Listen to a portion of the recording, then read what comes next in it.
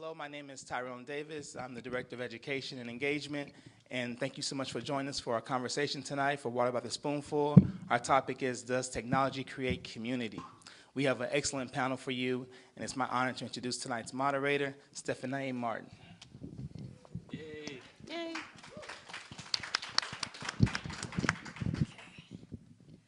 Hello, everyone. Thank you once again for being here for tonight's community conversation.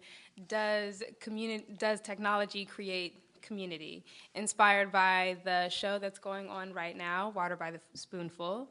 I'm going to tell you that for two reasons that I have seen the play. The first reason is if I start to go into any spoilers, just stop me right where I am, because I know a lot of you haven't seen it yet.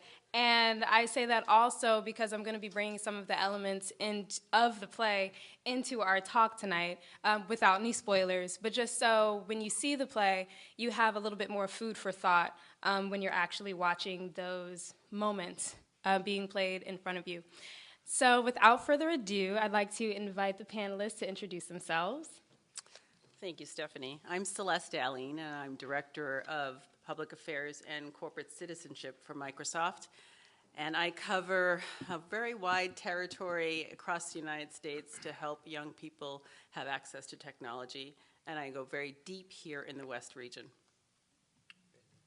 Hi, everybody. My name is Ramesh Sreenivasan.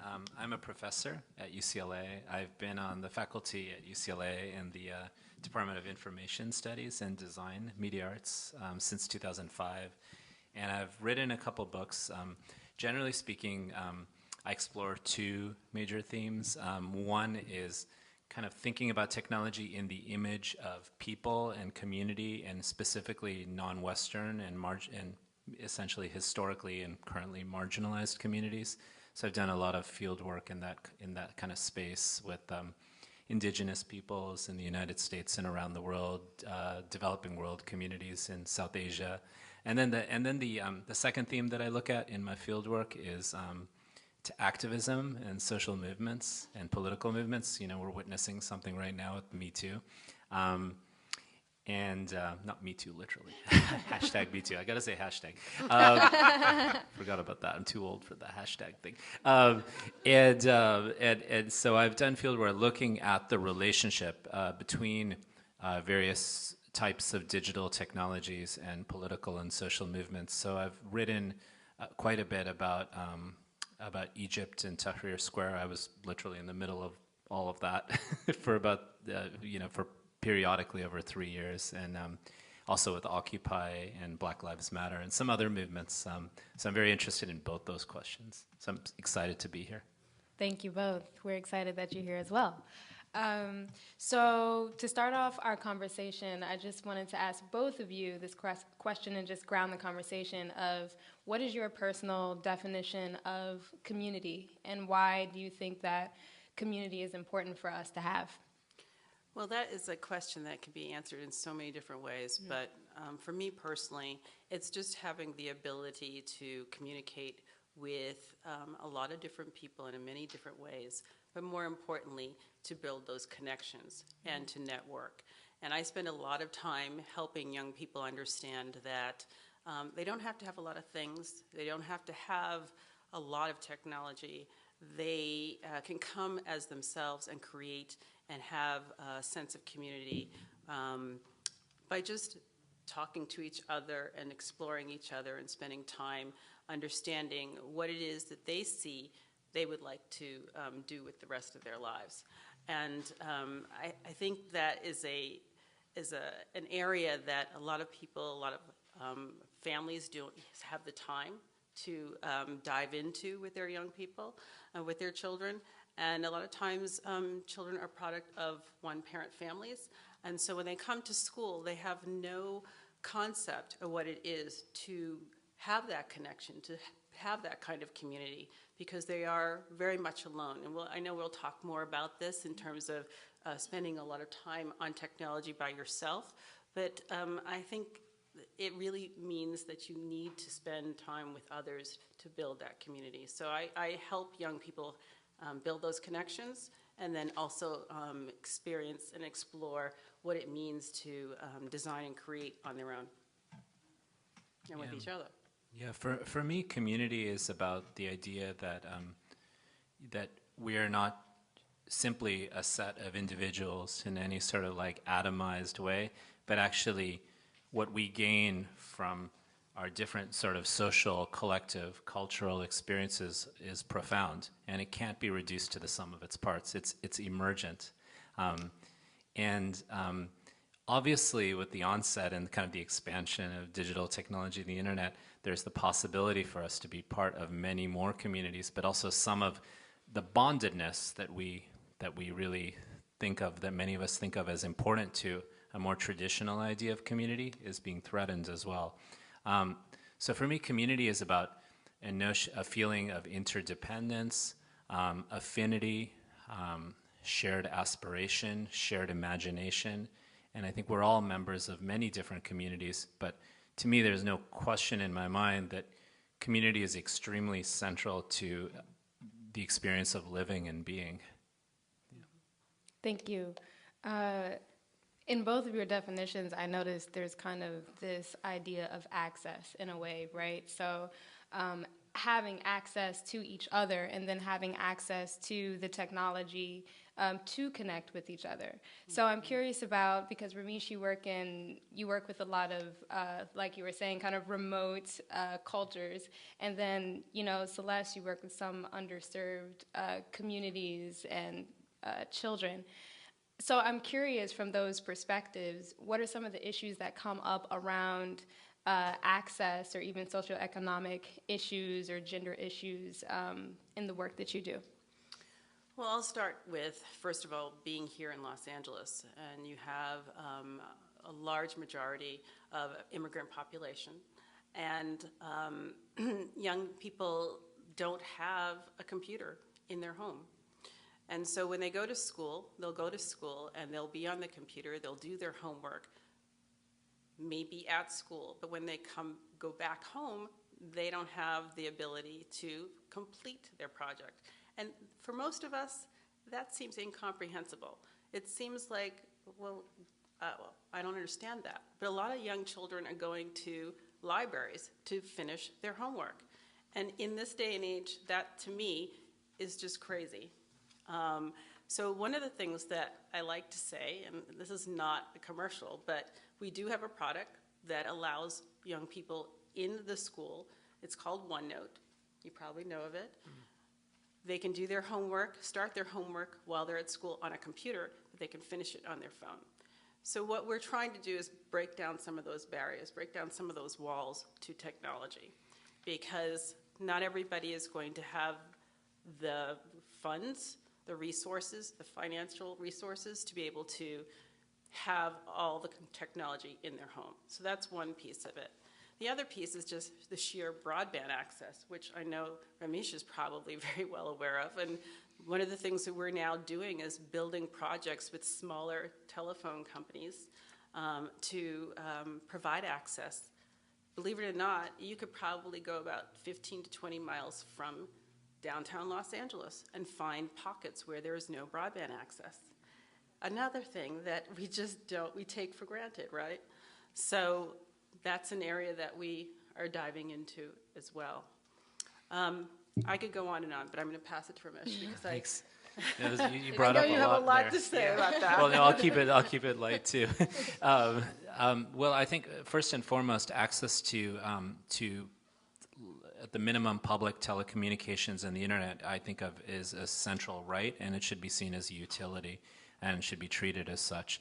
Mm-hmm. And I've been pretty actively fighting the unfortunately the repeal of, or the oncoming repeal of net neutrality. And I actually did an interview with Joy Reid on MSNBC where luckily she was on my side with that. So we were both arguing with a kind of a lobbyist for Verizon. Anyway, so that first and foremost. Now is the internet somehow central in our in the formation of community? In my opinion, no. I don't think community is about technology. I think communities can emerge around shared experiences of technology, but those technologies don't have to be digital technologies. They could be technologies of book clubs, technologies of poetry. What are we doing right here? We're not engaging with technology. We're here, like, to be here because we all care about this play and these themes. So community is not dependent on technology, but technologies in their best moments can facilitate and open up community. I'm a little less sanguine about, if you will, about the internet at this current moment than others. I think that we've been dictated ideas and understandings algorithmically of what community is, but actually those algorithmic systems are being optimized for the capture of our data and the manipulation of our attention. But I'm an academic, so I can be an activist about these things, and I can get away with it. That's part of why I took this job. But I do think that access to technology is really important in supporting communities, but it depends on what form, because technology can be, and even the internet and digital technology can look and be almost anything. And we've seen those different kind of incarnations. Last quick point, I'm writing a new book right now, and I was just emailing with Craig Newmark, the founder of Craigslist, because I would like to get his opinion about this very question. So I'm going to be interviewing him soon about that. Yeah. And one of the things I just want to get to, which I think you were starting to get there, is just there is a digital divide. It's here. We're talking about this for the last 10 years about the digital divide. When the digital divide gets here, it's here. And I spend a lot of my time and energy and focus on making sure that young people have that access. And why? Because bottom line is, we want them sitting in these chairs. We want them to be able to go to those plays and understand that they could create this play and write this play, and they could be, directors of award-winning theater. But a lot of times, if you ask a young person, could you do that? Would you even think of doing that? Or what do you want to do when you grow up? They have no idea. Mm-hmm. And I remember, I don't know about you, but when I was a child, when somebody asked me that question, I would ramble on for hours, And nowadays, young people are just stuck. They have there's so much around them. There's so much technology around them, but they don't actually have the focus and the exploration and the ability to figure out that they too can be whoever they want to be. And while it sounds Pollyannish, it is true that we try to give them the opportunity to follow their passion and be anything they want to be. And that, to me, is the final breakdown of the digital divide. Yeah, it's not about mere access. It's about the possibility of creating, imagining, and inspiring through that access. Yes. Right. Yes. And I teach first and second year undergrads at UCLA, and they're so awesome and inspiring. I basically was like, I was also teaching an undergrad class when the election happened, so I turned into like a therapist essentially when that happened, to be honest. But I think it's the inundation of information and the feeling like, and I experienced this as well, the feeling like you're so overwhelmed with so many streams of information around you that it's difficult for you to kind of think about who you are as a leader. Rather than just sort of, at least in my case with my students, there's like, I got to get a job, I got to get a good grade, these kinds of things. Yeah. And that's why it's important for me to get them at the age of 8, 9, 10, 11, 12, so that they are ready to go to you and have an idea or a concept of what they want to do, what they want to be, and who they are. Yeah. Thank you. So much food for thought there, for sure. I'm going to kind of bring in some elements of the play. Some things that both of you said made me think of this, and why I really asked that question to begin with was that, so the play kind of lives in two worlds. The play lives in the real world with some of the characters, and then there's this virtual world, this chat room world that happens, and they kind of collide. And in the chat room world, the users in the chat room come from different ethnic backgrounds, economic backgrounds, gender backgrounds, and yet they've all met in this place and support each other and, you know, kind of fight each other sometimes when they need to fight, and because they're recovering. And so they were able to find this place where they have so much support and can ask questions and can be themselves and can joke around about something that in normal society people kind of look at them like, you're crazy. With just and all they needed to get all of that was a computer and internet access, which I think we take for granted. And yet they've used those two simple things for like us to get so much support. And that's really what inspired the question. Creating this community where in normal life these characters may not have even like connected with each other, you know? Right. Because they have no idea what each other looks like or how much money they make or those kinds of things, and yet they found each other in this chat room. So I thought that was interesting. Celeste, I'm curious, just to switch gears a little bit. A lot of times when people think about, you know, big companies or, you know, institutions, they're like, that's the man, that's evil, you know? So you, as kind of like a representative from Microsoft, I'm curious as to but, you know, when we were talking before, Celeste sent a link kind of showing what Microsoft does. And when I clicked the link and was looking at the website, it's a completely different image of the man and this evil, like, money-grabbing company. It seems like there are so many initiatives and so much investment in these communities to create them, to foster them, to support them.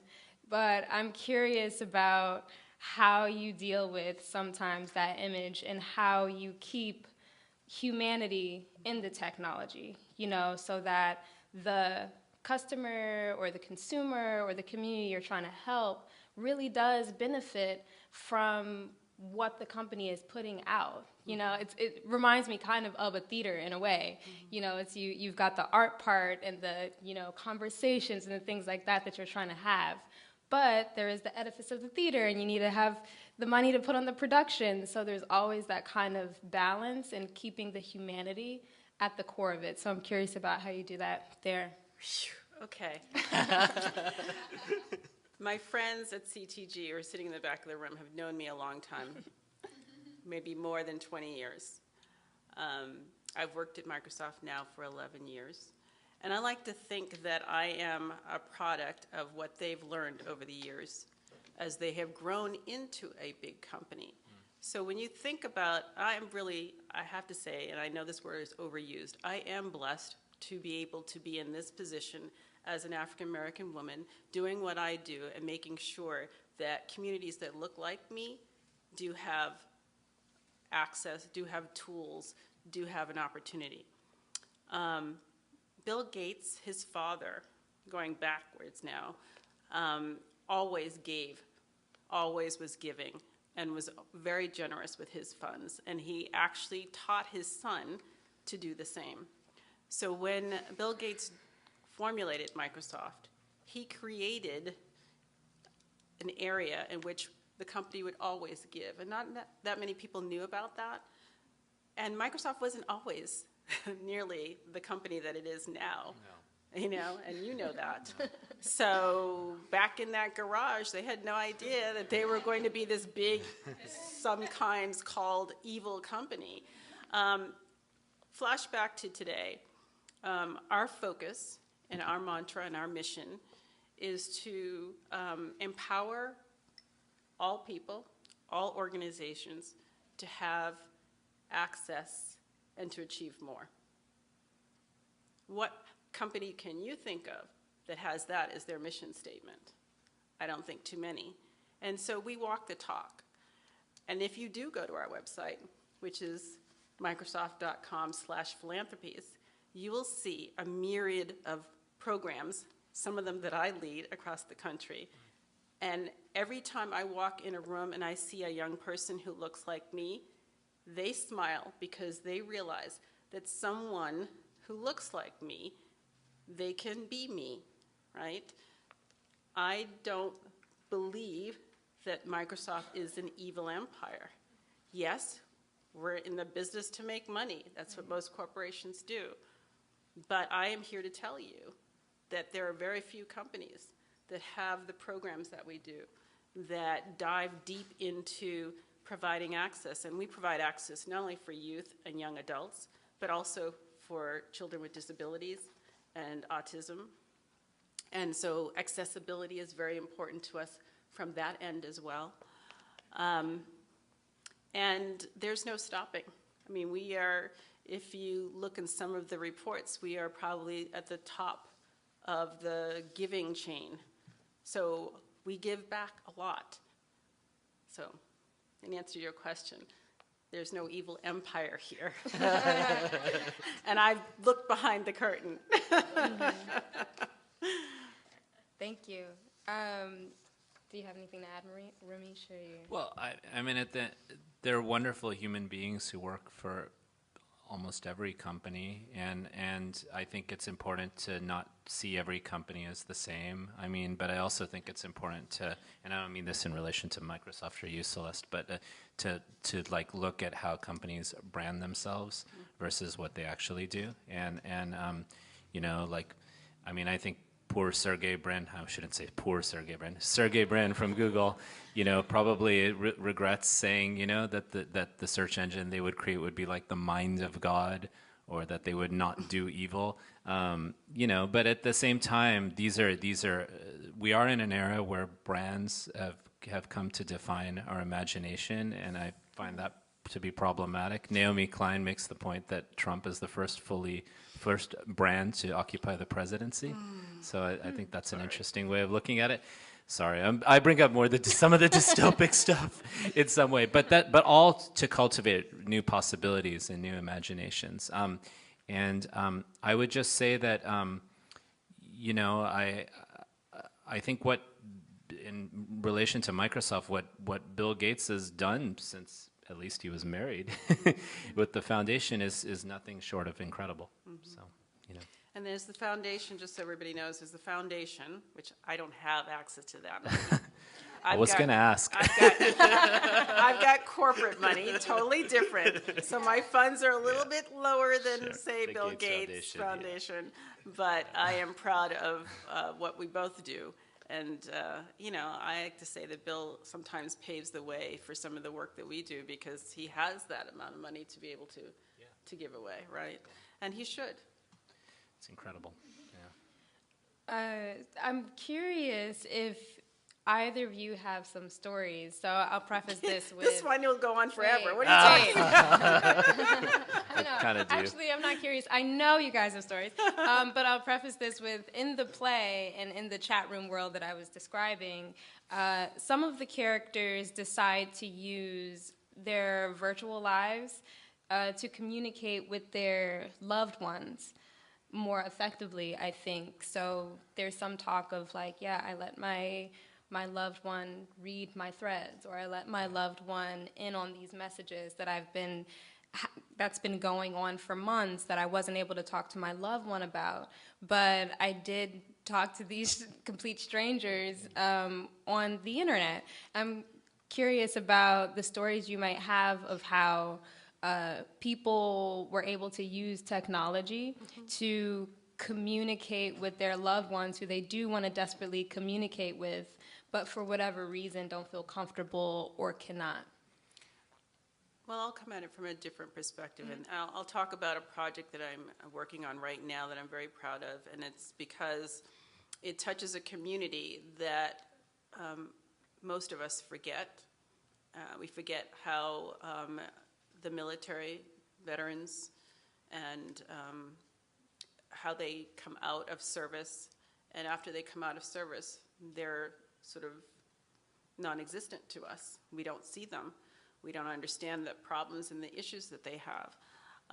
So we're now taking technology to them so that they can learn a different skill or add to the skills that they might have learned but kind of rusty while they were in service, and to be able to be part of a viable community and to have an incredible career.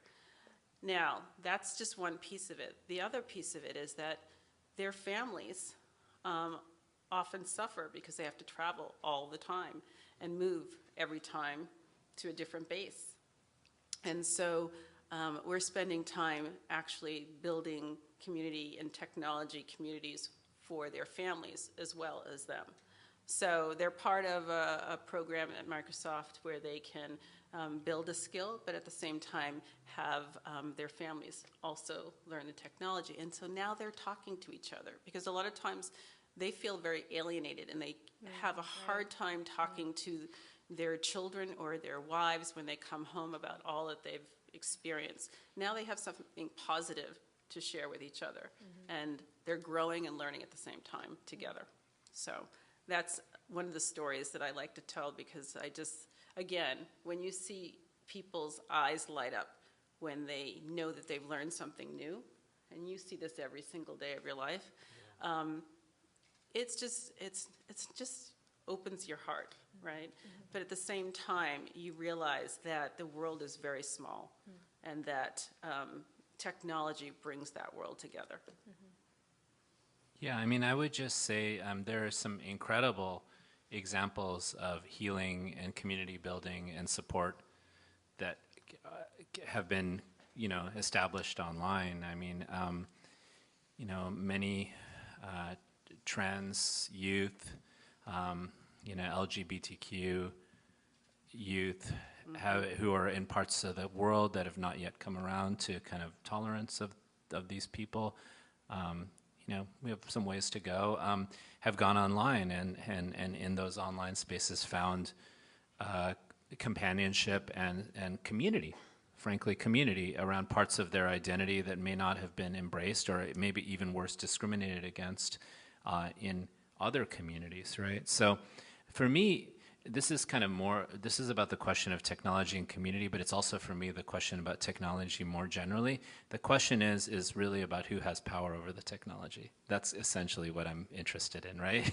So let me, there's different stories that we have about technology, and it all has to do, generally speaking, with the power over the technology, which is partly access, but it's something more as well, and that I think it's great that you all are building it. So like when I was at MIT in graduate school, we were very excited about technology as a catalyst for kids building and designing and creating using technology. We were very influenced by things like Legos, and we built software systems like Star Logo and sort of computational Legos that could turn into like robotic instruments. And these things are profound for youth and for learning. Or we were also very interested in kind of support groups, breast cancer survivors, queer youth, etc., and what was happening online. But then there's the flip side of it as well. There's like what my former professor, Sherry Turkle, calls alone together, which my students really resonate with that narrative, which is, all of us on our phones, and where our phones are taking us has everything to do with the platforms we use on the phones, meaning the applications, and what they want us to see. So we can be next to one another, but alone together. And also, as we know, unfortunately, much of the online world, and not Microsoft, but like especially on Facebook, but other platforms too, are flooded with misinformation and trolls and people who are trying to steal and manipulate your mind and your data. So what does that mean? That basically means the question of transparency, visibility, power, literacy, access, they're all like necessary for technology to really support healthy community rather than, in many cases, threat to community. And I think, too, we have to be realistic. There are some bad people out there, and unfortunately, they get into the chat rooms and they get on the social media platforms, and they can persuade young minds. We spend a lot of time helping through our cybersecurity efforts, and I have to say that I'm proud to say that our company is probably number one when it comes to cybersecurity efforts, not just in the Department of Defense area, but also in the social media area. And so we spend a lot of time helping to continue the positiveness, because there's a lot of positive stories of people finding community and getting help and getting support through the internet and through chat rooms, but those stories don't come up, they don't bubble up to the top. Right. What we see on the news is all that ugliness. But there are people behind the scenes actually putting in technologies and walls to support people from, the evil that we hear about too much. So I have to say that, the positive side is out there, and there are some great stories. Yeah, I mean, for me, the real question is what are those that build and own the technology optimizing the technology for, right? So if you're optimizing it, as human beings, we all know this, we're attracted to very virtuous and good things, and we're also attracted to the National Enquirer. And, You might be, but it's the lower part of the brainstem. I've been reading the neuroscience on this. I have something to back this up. I managed to slip the line in with Morning Joe yesterday at 3 a.m. I was like, the lower part of the brainstem, Mika. So I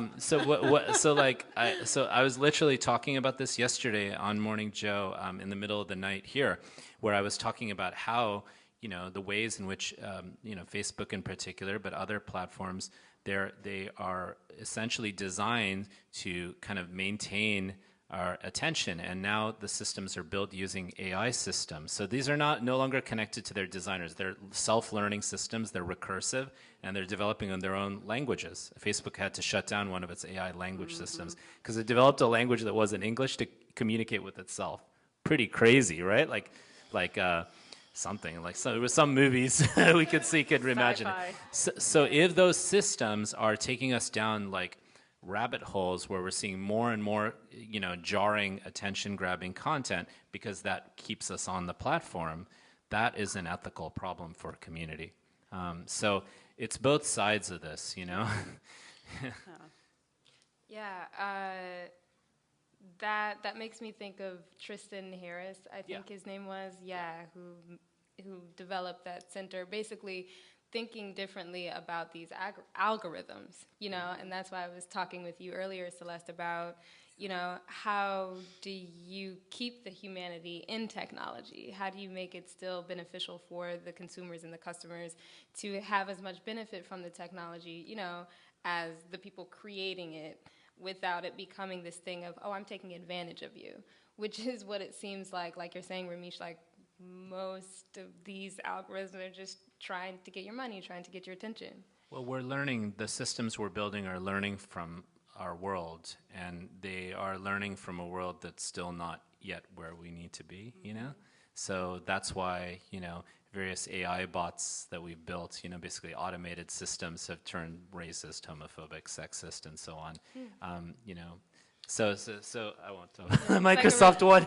But it's okay. No. Well, there was one. There have been a lot of examples of this, but essentially, what we have to, as a society, think about the social contracts that we believe in, and think about technology accordingly. So it's otherwise it doesn't serve humanity. It serves the kind of principles and economic systems within which it's embedded. I think there's also something very basic and simple that we all can do as well. I mean, this sounds like pretty pie in the sky, scientific and engineer supported focus, but when you think about us as people, I mean, we can protect our technology. There is the cloud, which you probably have heard about, and while a lot of people have no idea what that cloud means, it is an opportunity to secure your information. And that means that, nobody else can break through that. And Microsoft spends a lot of money and a lot of time making sure that that is a safe area or a safe place to house your information, especially if you have a lot of information. So I like to think that while there is just as much evil out there, there are many protective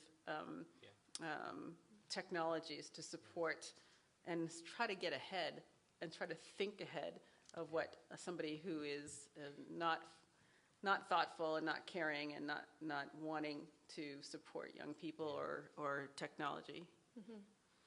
In thinking about ethics, I think about citizenship. And I think about, with citizenship, I think about activism. So I'd want to hear from both of you. How do you feel like technology has reshaped or changed what it means to be a citizen, what citizenship is, and what citizenship is within technology? Because I feel like it's definitely, maybe not redefined it, but definitely changed the way that people take part in things and people choose to use the agency that they do have through technology for like to be a citizen locally or globally. Yeah, I mean, for me, citizenship is. Do you mean citizenship in kind of a national sense? Yeah, I mean, one of the first things I do in my undergrad class is ask my students how many of them have read the Constitution, and basically no one raises their hand, and I didn't raise my hand either because I've only read part of the Constitution myself. And then I said, how many of you identify with the Constitution? And then they all raised their hand, or most of them raised their hand. And so citizenship is also it's aspirational and it's an imaginary, right? It's something we choose to identify with. So I think that, again, new technologies are opening up worlds and closing off others right in front of our faces, right? And so the question is how can new technologies connect us? This is one of the most important questions, and I think you're really doing great work with this. How can new technologies support real communities, like real issues that we face? And while still having the online part be important in terms of when communities don't serve us and support us, like the example I give of trans and queer youth. So for me, that's the big question, right? Like, can we think about, can we develop new technologies that first and foremost support us, like in our countries, in our cities, in our nations, and so on. So I was just reading about just one cool example of this. I'm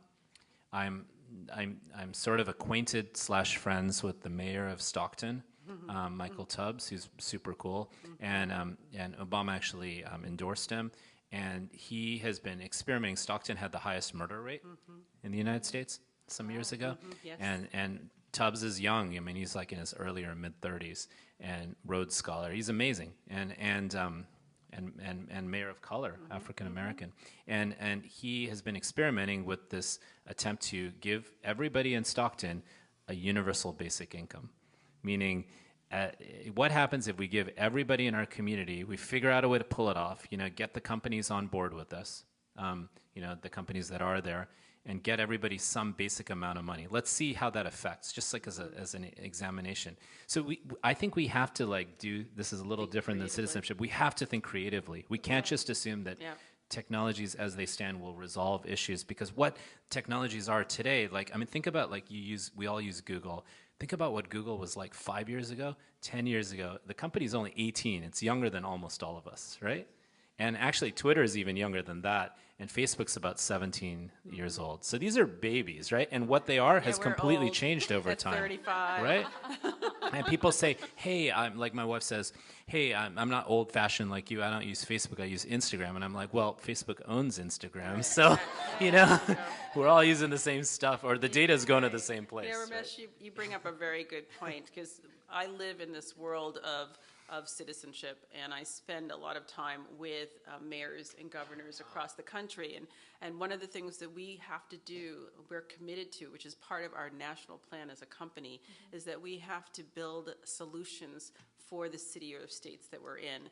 So every region of our company has a cabinet, and around that cabinet is every person who's in a different industry in the business. And we go out and find what is the key problem in a community, in that city or that state. And we connect with mayors, That's cool. Like Michael. and governors. And we ask them, what is it can we help you solve? What is the issue that you're dealing with? What is that citizenship effort that we can support you on? And I'll use the example of Governor Ige in Hawaii. And as you know, those islands, there are a lot of underserved, very poor people, and they don't have access. And so, he said to me, Celeste, if there is one thing that you can do, I want my young people to have a chance to understand what computer science actually is. Now, if you can get them using it, that's another thing. And so he chose 4 islands, and he said, these are the 4 islands where I really need this technology, and I want you guys to sort of figure it out for me. Find a way to get most of my kids using computer science and understanding the basics. So we built a relationship, and we call it a digital alliance agreement that basically says, we're going to do all this for you for free. Wow. We don't want anything from you. You don't need to pay us anything. We're just going to come in and build programs for you. And so we are doing that in just about every city and every state across the United States. And then my colleagues overseas are doing the same in their countries as well. So that is sort of the space that's the way that we can build citizenship, and that's what citizenship means for us, is to be able to provide, again, the opportunity, but more importantly, have the elected officials have a say in what is that they want to see us do or create. And when you talk to these elected officials and ask them, what can I do? What's your biggest issue? 90%, What are like the main things that they say? 90% of it is workforce development. Yeah. They want us to help build those careers or help people get to those careers. 90%. Yeah, that's a huge challenge. It's one that I'm writing about, where the future of work and where work is heading, and especially with the Uber, Airbnb, Lyft of labor. But gig economy labor predates that with day laborers and so on. I think that 2 areas where, really to support citizenship, we all need to kind of hone in on is, one, definitely labor and identifying like new forms of labor and making sure they're fair and they're humane and people are protected. I mean, I've been following the Fight for 15 movement, and I'm really glad that we're signing on to that here, which is awesome. I don't think it's enough, but I think it's good. It's a good start. And I think that that's going to improve citizenship, because when people have access to resources, they don't have to be, steered into desperate places. And then the other, and this is so important, is I feel like everybody, like digital literacy skills. So that is a really loaded term, but just what I mean by that is, why do you see what you see when you go online? What's being collected about you? Who's selling and buying your data? What are you okay with, and what are you not okay with sharing in what contexts? Like those, and how do I kind of, and this is something that's coming up now, right, in our climate. How do I know when something is credible or not? How do I, like Facebook just made the announcement that it's going to change its algorithm where journalistic content is no longer going to get much visibility because they are getting critiqued as a place to go to for news. But the problem is does that resolve the issue? So it's kind of like the technologies have advanced to such an incredible degree, but they haven't always been innovated upon in the same ways that we are being brought along with them. Exactly. And so they're advancing, but we are not. 70% of the jobs that are out there need technology skills. 70%. And one of the projects that I'm working on right now is with the Brookings Institution, and it's called the Digitalization of the Workforce. So basically, how do we get people up to speed to the jobs that are available? So if any of you have tried to get a job recently, most of you realize that you are not going to just send your resume somewhere. You're going to go online, and you must apply online, right? Most people don't even understand how to do that. And whenever one is hired, Google searches are done, or Bing searches are done on those who are on those who apply. I like him already. My bad. Like on who you are. So you have to think about what your digital profile looks like. You got to think about that, because here's the other kind of stunning data, not on Bing, but on Google this time. 70% of the time, we don't go past the first 3 search results without necessarily knowing why we see what we see. And 95% of the time, we don't go to page 2.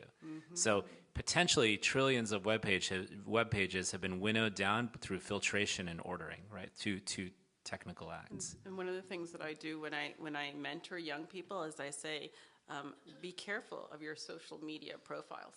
You know, be careful of what you're saying, how you're saying it, and the words that you're using, because as you know, most employers are now going on your social media pages to check you out along with your resume. So they want to know what kind of person you really are, and they will find that out on social media. What's really interesting to me about that is that it seems like social media is morphing into this thing that its original, as anything, its original intent is far beyond its original intent, because like you're saying, it's like, watch what you put on there, and we've all heard that. Because it could affect your chances of employment. However, it feels like, social media was started so that I can express myself and just be who I am and show my personality and put something funny up or something silly up. And now it's be careful what you put on there. You kind of maybe can't really be yourself if yourself is not, in line with certain employment opportunities. So it's this weird kind of place where I feel like it's morphing into this other thing. And as you said, I feel like employers want to see like who you really are, get to know you in this more personal way. But it's like if someone is not really being themselves and kind of monitoring themselves in a way, they still really don't get that look. Sometimes they can, but it's just an interesting thing that goes back and forth in a circle. It is an interesting dynamic, but the bottom line is there's nothing private anymore. Yep, so, exactly. Basically you do need to be mindful of that. Now, if you want to be private, just don't put it on social media, or have a different persona, maybe have your public persona and have a private one. But for the most part, I live in a world where nothing is private anymore. Yeah, I think we all do. And it's interesting in that way because it's, in terms of the private, public, too, because people don't always have that, or people don't know how to have that. I feel like that's a whole other skill in and of itself. It's another lesson. Mm-hmm. Yeah, definitely. Yeah. Should we? Nothing more to add Okay. necessarily. So one question. last question before we open it up to a Q&A for you guys. We've talked a lot about how technology can be useful and helpful and build these communities. I'm sure that it's not always the case when you go out and do your work and approach these different communities who may not have access or information or knowledge about how this technology you're bringing in can even benefit their community. You've probably met some kind of resistance at different times. So I'd like to know what those moments were like and how you kind of overcame and worked with those communities to meet some kind of compromise. Well, part of being good at your job in citizenship is building trust and listening a lot. So when we go into a community, we don't start saying, and this is what we're going to do, and we can bring you this, and we're going to make this happen. It's more about listening to what is the concern and what people's needs are. I'll use an example of a program, and Ramesh and I was talking about this earlier, which is the Native American population. We have for years wanted to work in this environment, work on reservoirs and to bring technology to the reservoir. And there's always been that fear from the leaders that if we did that, their students would leave and never come back to the reservation. And so it's been a long process of building trust and understanding and helping them feel comfortable that what we're providing is going to be beneficial to the reservation. And so I have to say that the bottom line is not coming in there with guns blazing, but understanding and listening to what people really want. Mm-hmm. Yeah, I mean, I've been doing kind of collaborative field-based design projects with different communities in different parts of the world for about 20 years almost, and it's the most important aspect to this is, for me, I don't go where I'm not invited, first of all, and second of all, I don't write about people, I write about how we can rethink technology together. And these are very important because if you're seen in the loaded anthropologist for many Native communities, anthropologists unfortunately didn't always serve those communities. Let's put it that way. Again, for me, it's like this question of whose technology and who has power over technology. So in these cases, what we've been doing is we've been building and designing systems that live on those communities, and in many cases where what is accessible on those systems is not on the community is not accessible outside the community. So think about intranet networks.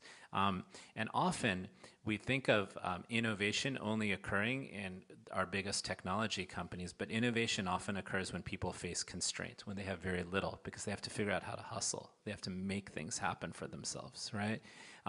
So I think that what I've seen occur is nothing short of incredible, and it's why I do what I do. And I could have chosen another career path, but the reason I came to UCLA is I wanted to continue doing this kind of work. We build and design systems in ways that are defined by indigenous peoples and how they see the world, cosmologically, value system based, who has access to what information. Those are cultural questions. Those aren't questions, we often think that information is kind of free. It's what John Perry Barlow used to say, and he was a great guy who just passed away, former Grateful Dead member, by the way. But actually, in many cases, when we talk about community or culture, it has to be people in ways that they see and they know and they feel good about defining what technology looks like and how it's built and designed. So that's essentially like the kind of space I've been working in. Thinking about how you classify information in systems. It's kind of nerdy, but it's very important, right? Like I made the point about search results. That's the process of classification, algorithmic classification, or how you design interfaces, or how you actually think about use of technology. We often think that it's like everybody on their phone or everybody on their laptop. I was mentioning this story just before we started about how at Zuni, where I worked for about 9 years, a Native community in New Mexico, near Gallup, New Mexico, it would be 15 people looking at one screen at the same time.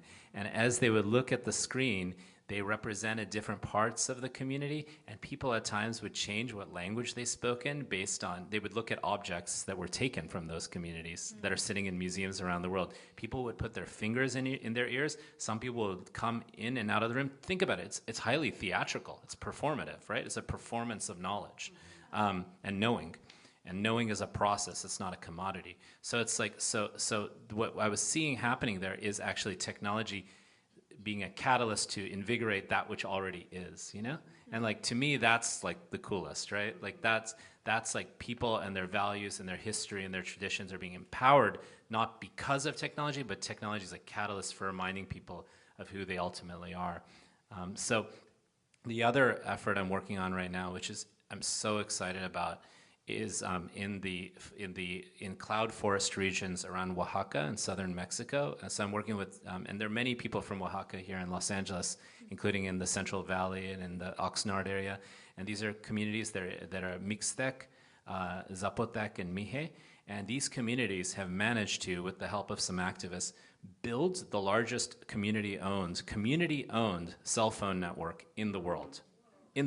So they weren't provided cell phone access because, the Mexican telecom companies didn't think it was worth the investment. They're poor and they're in the middle of cloud forest, which basically means 8,000 feet altitude, super wet, biodiverse, incredible, like avatar-like kind of zones. But basically people in these communities weren't provided access. So they said, we need this access because even though they don't do a lot of writing, they use orality. Phone is an oral technology. It used to be, right? And so they talk. They need to call their relatives. They need to figure out crop prices. They need to communicate with the people they're often agriculturalists. So they define not only how the technology is used, but who owns it. And we're seeing examples of that, like in inner city Detroit, right? One of the most impoverished parts of urban America. People are building.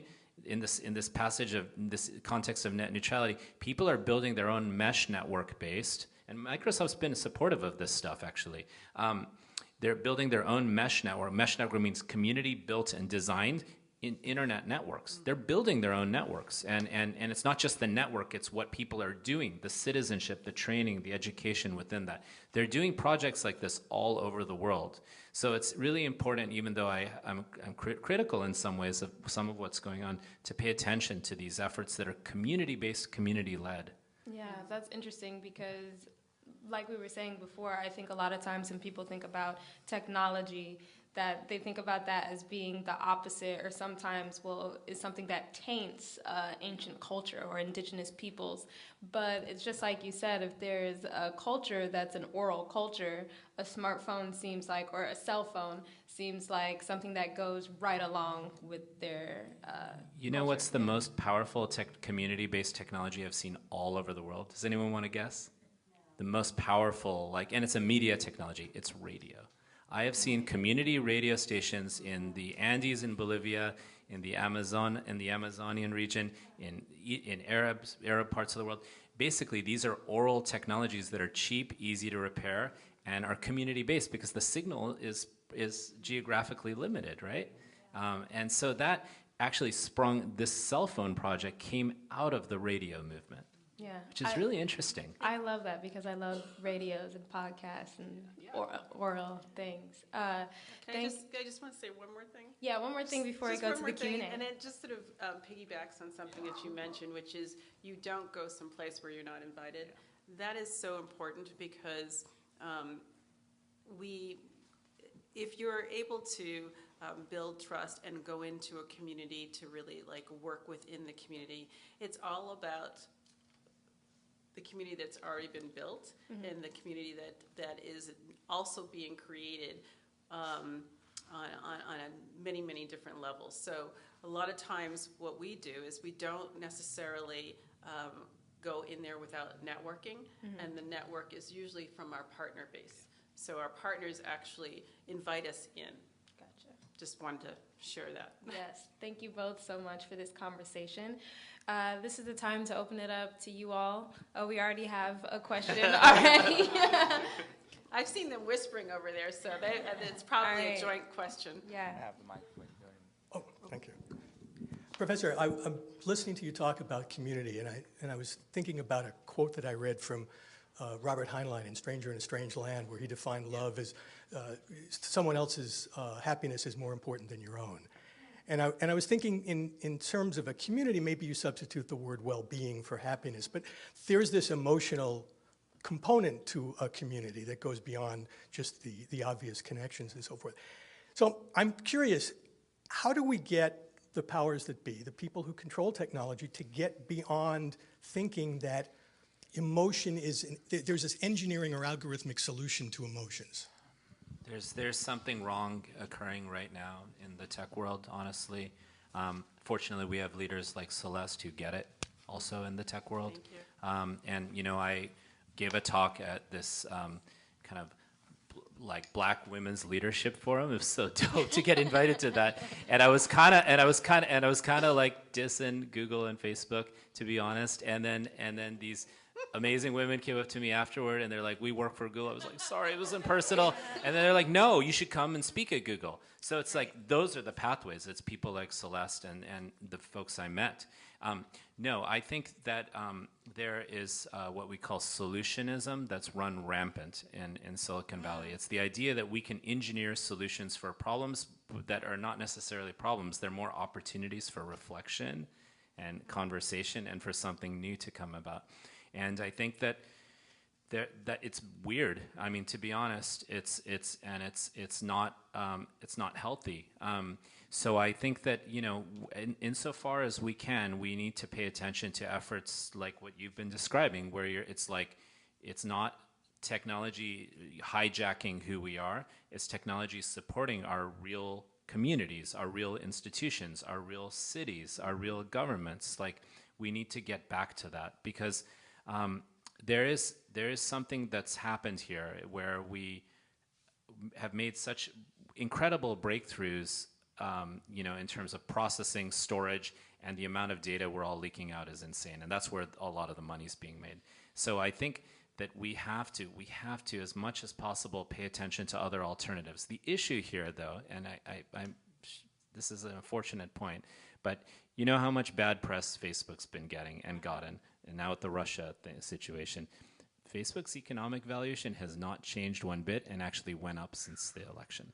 So again, if I were Sheryl Sandberg and I'm ultimately, or Mark, and I was ultimately like, you know, beholden to my board, I'd have to continue doing what I do, right?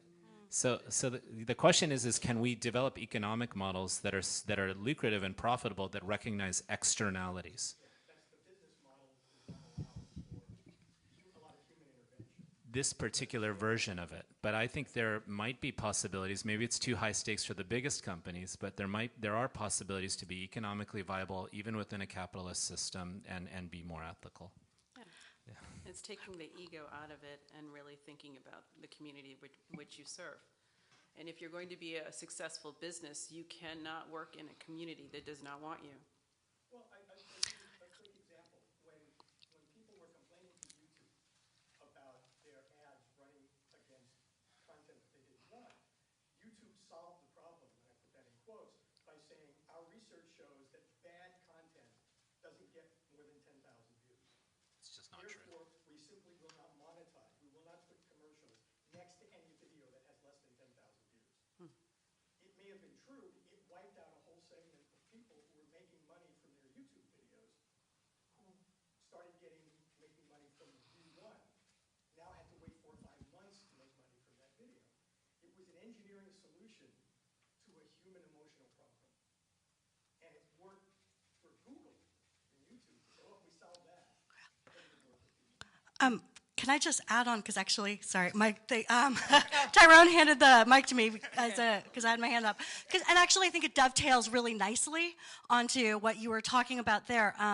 You know, we are absolutely seeing more than ever before the problems created societally by the fact that this endemic technology that is so interwoven into our lives is incentivized for things other than human, our psychological and societal well-being. And so I guess I had a bit of a blue sky question, which is like, I'm wondering if you can just talk a little bit more about what a social platform that was incentivized for our psychological and societal well-being might look like, and what are some of the key ways in which it would be different from what we're seeing now? Because I feel like if we can start to see that, there will be a consumer demand. Yeah, and you've seen that at various points where like different sorts of alternatives emerged and they became super popular and then they sort of faded out. Like ELO, remember that? ELLO? We all were like going bananas trying to get an account for that, but then it did fade out. So, for me, I'll just say a couple of the values. It's first and foremost acknowledging that technologies should be built upon in clear, transparent manners.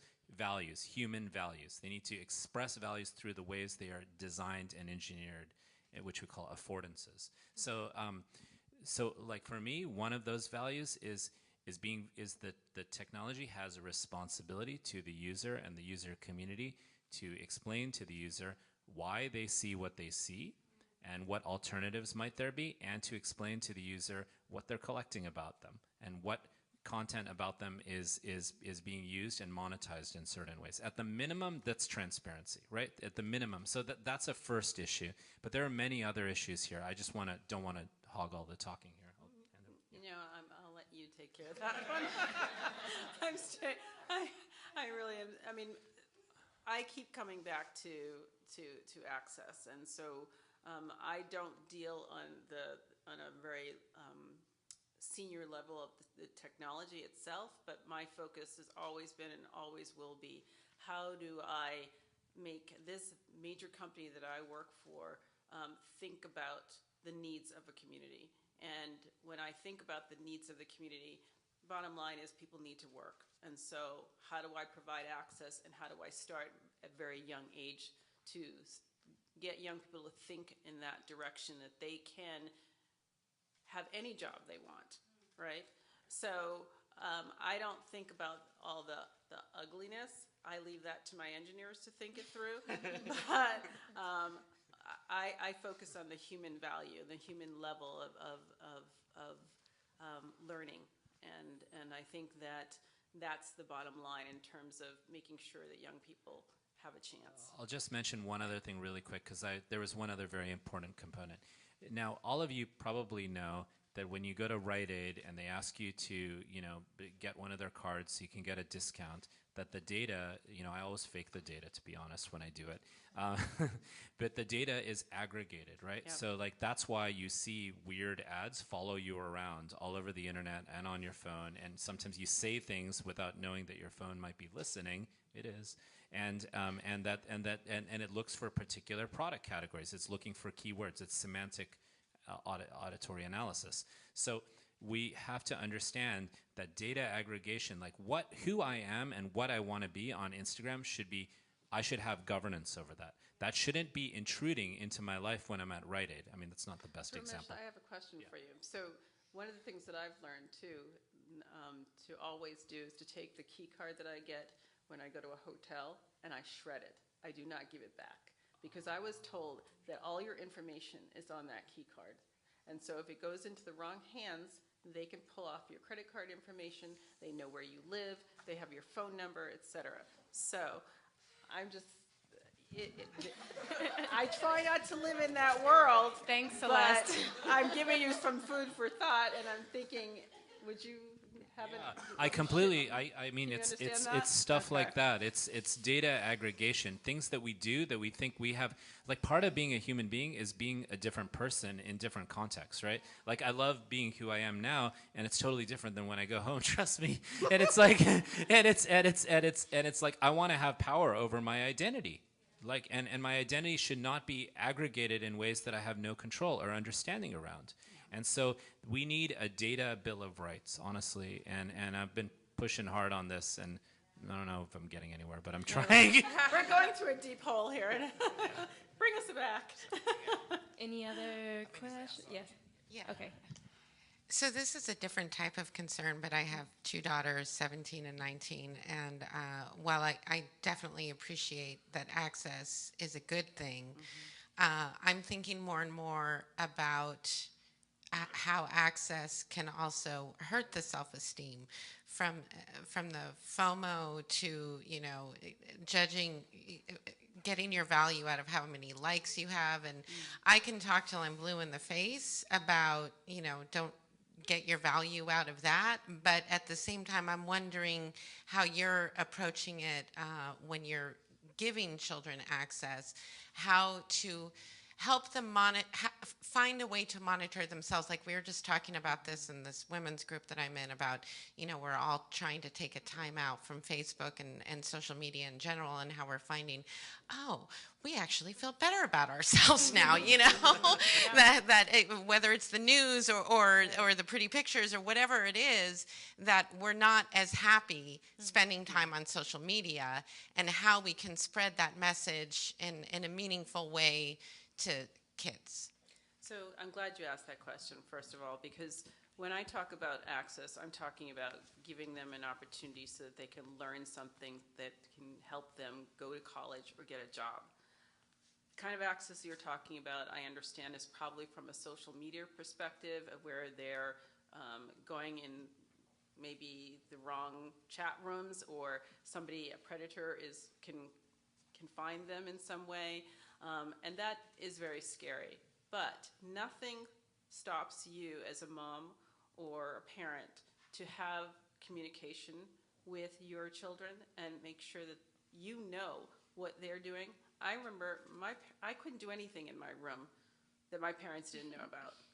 And I don't think that that's so much the truth. I don't know about your household, but I know that a lot of my friends' households, they don't know what their children are doing in their room. My parents knew every single thing in my room. They knew where I stashed my extra cash. They knew where, a certain dress that I didn't want them to see me put on was. So I say all that, and it sounds funny, but it's truthful. It's just that having that kind of communication that I think has stopped in the family unit, and spending time understanding what is it that they're so curious about online, and making sure that you do put parameters and things on their computer, and there are ways to stop them from going to different places. Right, Ramesh? Yeah. Okay. Yeah. So I say all that to say that the bottom line is there's nothing like old-fashioned conversation and spending time with your child, helping them understand what is right and what is wrong and why certain things can actually hurt them. That a company like myself could never, we can't stop that, but we can build the things, the tools that provide parents to be able to put that on the computer so that they can't go certain places. But I still say that you need to have that relationship with your child. You need to be able to communicate with them and help them understand what's right, what's wrong. Thank you, Celeste, and thank you so much, Ramesh. We unfortunately have to bring the conversation to a close. However, we invite you to mingle in the back with myself and the panelists if you have any more questions or if you want to continue the conversation before you have to go see the show. Thanks so much. Thank you very much. Thank you.